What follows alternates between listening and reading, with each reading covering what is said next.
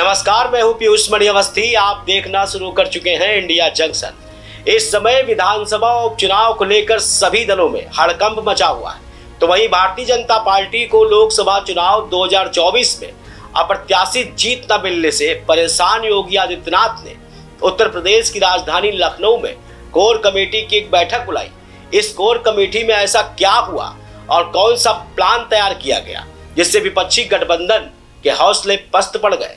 देखिए India junction की इस रिपोर्ट में योगी का रिकमेंडेशन।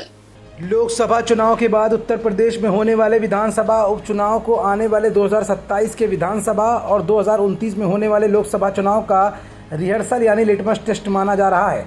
और यही रिहर्सल सही मायने में योगी सरकार की अग्नि परीक्षा भी होगी और लिटमस टेस्ट भी यही होगा, क्योंकि लोकसभा चुनाव में बीजेपी को प्रत्याशित सीटें न मिलने से बीजेपी का हौसला भी टूट गया था। और अब इसी उपचुनाव को लेकर योगी आदित्यनाथ के नेतृत्व में भाजपा ने अपनी पूरी कमर उत्तर प्रदेश में कस ली है। लेकिन बीजेपी ने कौन सा ऐसा प्लान बनाया है जिससे विपक्ष की पूरी घेराबंदी टूट जाएगी? ऐसे कौन से तमाम मुद्दे हैं और कौन से ऐसे प्रत्याशी हैं जिनको लेकर योगी अब अपनी सेना के साथ आगे बढ़ने वाले हैं?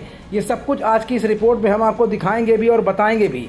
लेकिन पहले विधानसभा चुनाव की सीटों के गणित को समझ लेते हैं। दरअसल 9 विधायक अब सांसद बन चुके हैं। वहीं सीसामऊ से सपा विधायक इरफान सोलंकी को सजा होने के बाद उनकी सीट भी खाली हो गई है।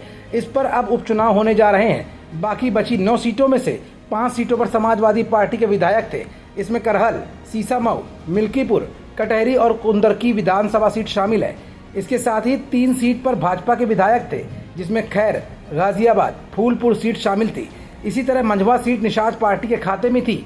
तो वहीं मीरापुर सीट राष्ट्रीय लोक दल 2022 विधानसभा चुनाव में जीत लिया था।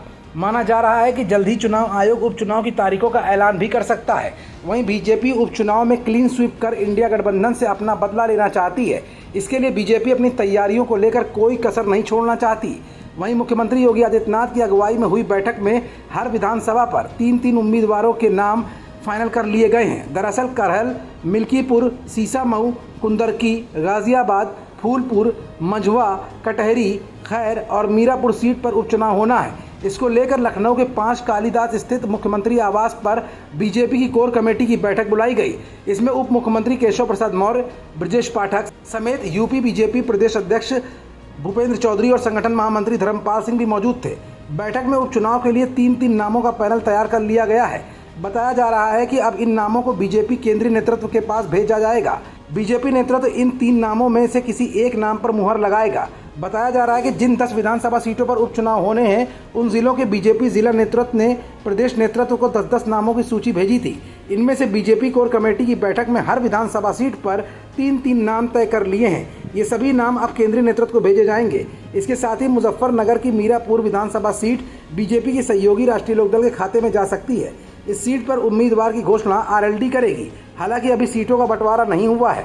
फिलहाल कोर कमेटी की बैठक के बाद इतना तो तय हो गया है कि योगी आदित्यनाथ अपने लिटमस टेस्ट में खरे उतरने वाले प्रत्याशियों को ही आगे बढ़ाने का काम करेंगे, ताकि उनकी छवि को जिस तरह से लोकसभा चुनाव 2024 के चुनाव में धक्का लगा था, उससे बाहर निकलते हुए योगी आदित्यनाथ अपने पुराने फुल फॉर्म पर वापस आ सकें। से जुड़े रहने के लिए सब्सक्राइब करें हमारा चैनल इंडिया जंक्शन।